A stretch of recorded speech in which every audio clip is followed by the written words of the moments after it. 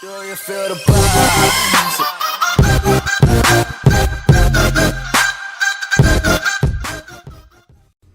What's up, YouTube? It's Carolina Calvin coming back to you with another video. In this video, I wanted to talk about the last night's game between the Carolina Panthers and the Denver Broncos, which was the Thursday night game. It was the beginning of the season. The Denver Broncos defeated the Panthers 21-20 in a very entertaining game. Some big hits. The Panthers essentially lost on last-second field goal missed by Graham Gano. And but before I really get in, I'm not, because if I would have made this video last night, I'd have been like really pissed. Mainly, Gano is a bum. Even worse than that, the defense annoyed me, specifically that front seven, and the clock management was terrible. But anyways, I'm gonna get into the numbers. Then I'm gonna talk more about that. We can start with Denver. Trevor Siemian, 18-26, 178 yards, 1 touchdown, 2 picks. He was sacked twice. People overrate his performance. I thought he played a safe game. Of course, he had the 2 picks. One where it was just an amazing play by Thomas Davis, and the other was he got hit. The ball was underthrown. It was picked off by Benet Benwickery. But outside of really that, I just thought a lot of his throws were really safe. He did have one really good throw between 2 defenders. I thought that was a really good throw, but I think a lot of people overrate his performance in this particular game. The rushing attack, which I thought was the best part. You look at the numbers. Numbers aren't really great, but I thought the way they controlled the line of scrimmage on offense really shows that this is what they're gonna try to do throughout the season.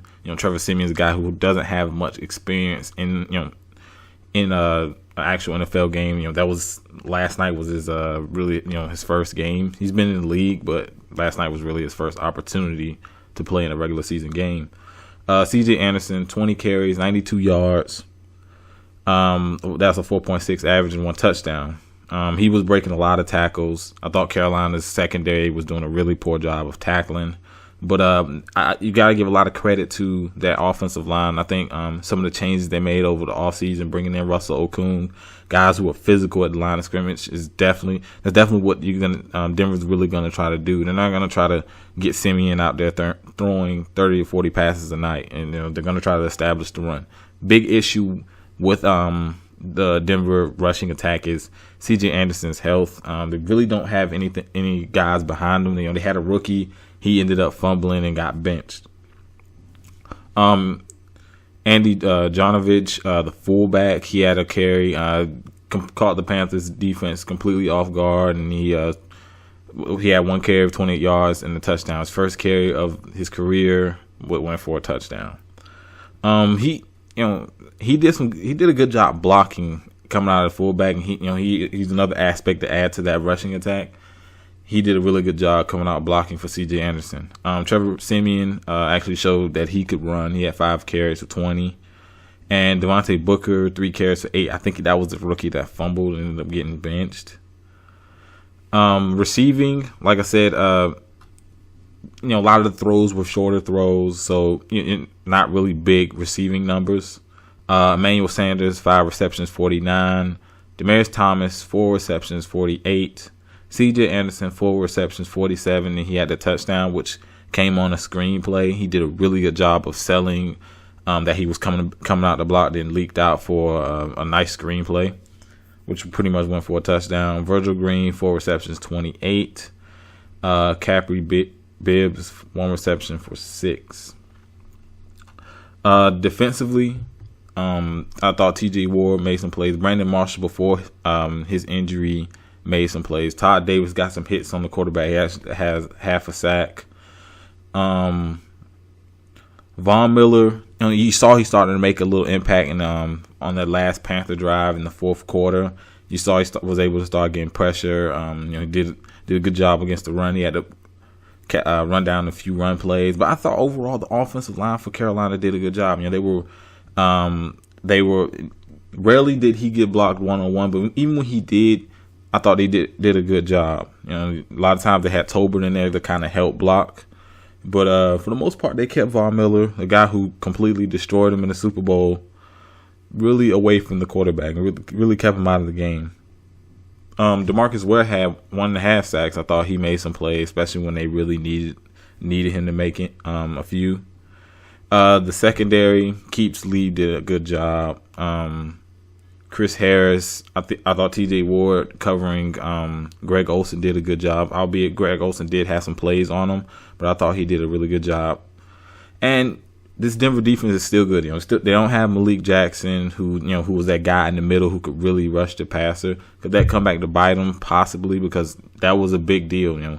Malik Jackson, Derek Wolfe, they would get pressure up the middle, forcing the quarterback to kind of back up, allowing guys like Von Miller and DeMarcus Ware to really come around that edge and really come straight to the quarterback, keeping the quarterback from stepping up because of the inside pressure. But this defense, you can see, is still going to be really good. Looking on the Carolina side, Cam Newton 18 for 33, 194 yards, 1 touchdown, 1 pick. He was sacked 3 times. I thought some of the plays he had got hit on, so that's why you saw him. That's why you see he has 15 incompletions. Some of the balls he threw away, I want to say like 3 or 4 that he threw away.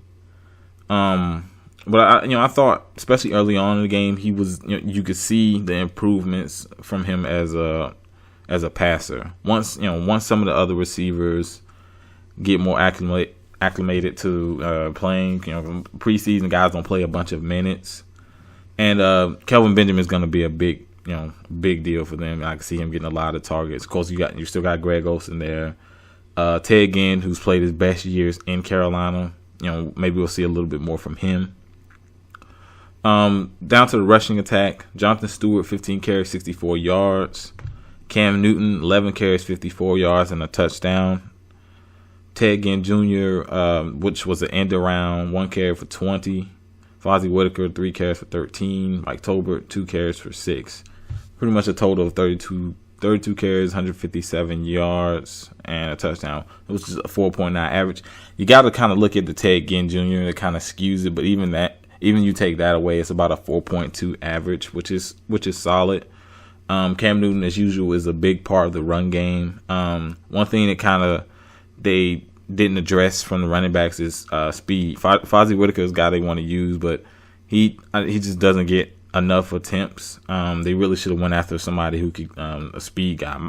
Mike Tolbert annoys me. He comes out overweight, and he normally runs the ball. He tries to go east and west. When you're that big, you go north and south. You use your size, but when he gets the ball, he doesn't really do much with it. He hasn't been very effective. Jonathan Stewart's been the most effective guy, but he's had to deal with some injuries. He had injuries last season, so they need someone else to step up.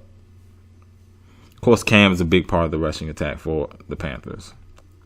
Receiving, Kelvin Benjamin, 6 receptions, 91 yards, and a touchdown. They did test that ACL. He got hit low a few times, got popped right back up, so that is definitely a good thing. That he's healthy. Once he started to get his stamina back, he'll definitely make more of an impact. But just in this game, I thought he played really good when he was out there. The touchdown grab he had, he just went right over the corner, really couldn't do anything about it. So he's definitely going to be a huge addition. They missed him last season, especially in some of the bigger games. Next, Greg Olsen has 7 receptions, 73. And outside of that, the rest of the guys were terrible, and this is going to be an issue. They got to find a way to get guys like Corey Brown, Ted Ginn Jr., Devin Funchess. Never been. I was never high on him when they drafted him. I thought they should have went somewhere else. And he was a guy who was a tight end. He's really not that good. He doesn't have the hands or the leaping ability of a Kelvin Benjamin. Kelvin Benjamin is not a guy who's going to burn you, but he's just a really big guy, especially down the goal line. I go through it. Corey Brown, 1 reception, 11. Devin Funchess, 1 reception, 9. Ted Ginn, 1 reception for 5. Fozzie Whitaker, 1 reception for 4. Mike Tolbert, 1 reception for 1. So outside of Greg Olsen, Kelvin Benjamin, the rest of those guys were terrible. They didn't get a bunch of looks at the Panthers. Wasn't a bunch of completed balls, but you just look at it. Some of these other guys, there's only one game, and that's essentially how I'm going to look at it. But some of these other guys definitely need to be involved. Defensively, Luke Kuechly, he did have one play where he completely missed the gap, and C.J. Anderson got a big play out of it. James Bradbury, I thought he did okay for a rookie. He had to cover Demaryius Thomas, which is a tough matchup, but I thought he did okay. He had a couple of passes thrown his way, and he gave up a few plays before a rookie. I thought he did an okay job. Trey Boston was terrible. He did have the one sack, which I thought was a really good play. But outside of that, he was missing tackles. A lot of those guys in the secondary were missing tackles. Thomas Davis gave up the screen pass. He got completely fooled by C.J. Anderson. I thought the front seven, they could have played a lot better. A lot of the plays you see, they got completely dominated by that Denver offensive line.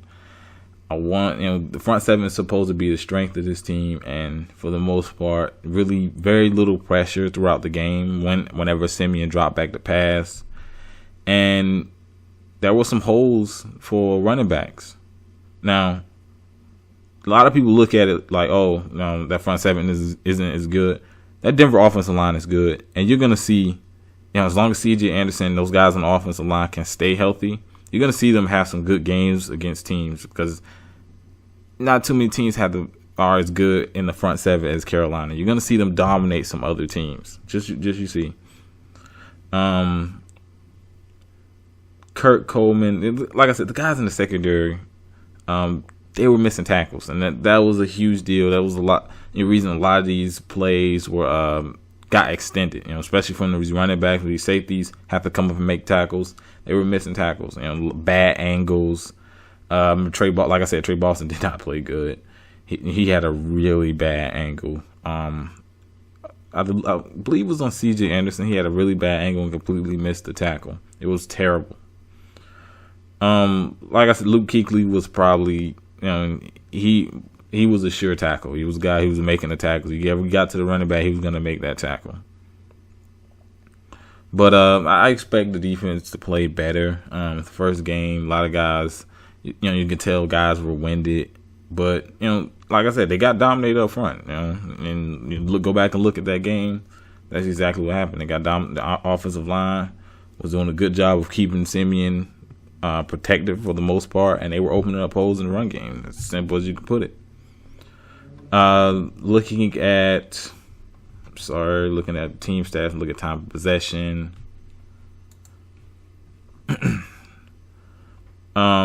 Third down efficiency, Carolina 9 of 15, the Broncos are 5 of 10. So both teams did a good job on third down.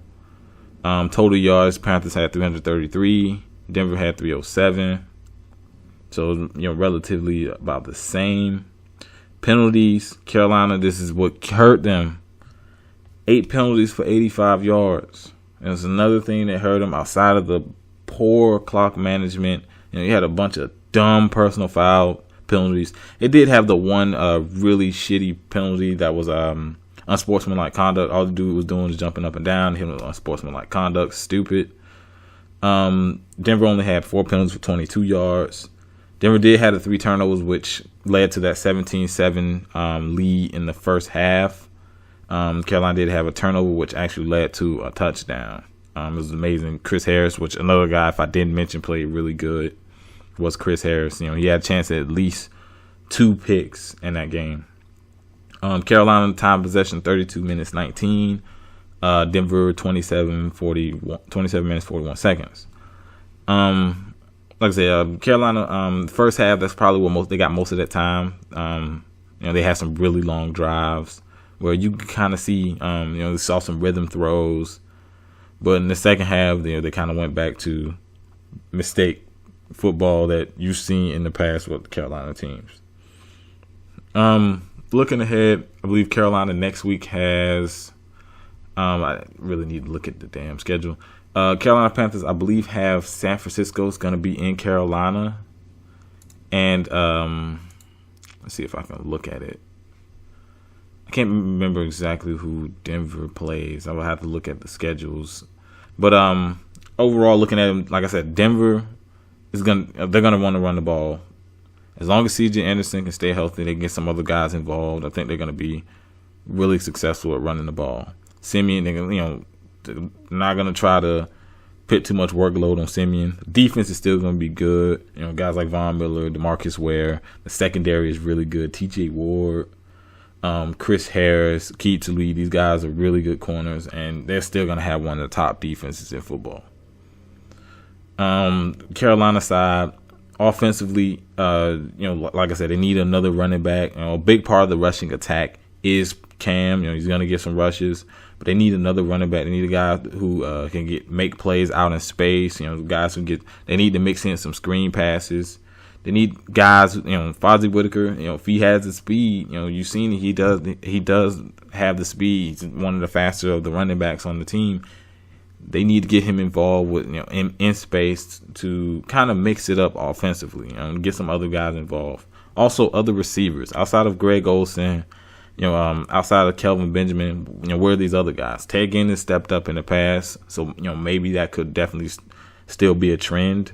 But they need some other guys. They need to try to incorporate some other guys into the offense. Defensively, secondary, still huge question mark. And you saw yesterday with guys missing tackles. The front seven really, not able to get pressure, and teams were able, Denver was able to run on them. Now I think Denver deserves a lot of credit for what they were able to do. Just looking at it, the blocking was really fucking good on a lot of those rushing plays.